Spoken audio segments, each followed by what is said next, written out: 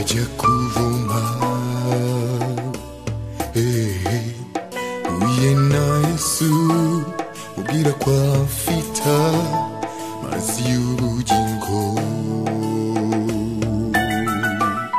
siga ikibindi ubw'iyo nkuru nziza ibwira n'abandi ko yabonye Yesu nawe ngwino unywe ku mazi y'ubugingo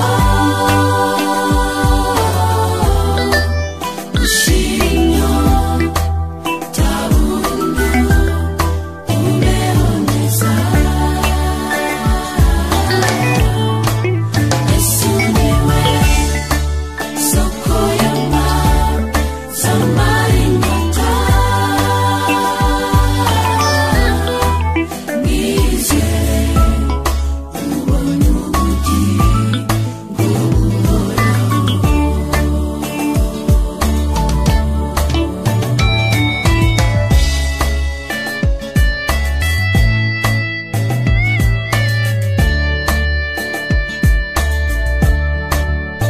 igisambo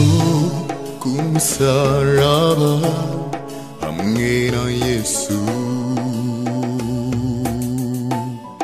mu kanya gato cyahawe ubugingo buhoraho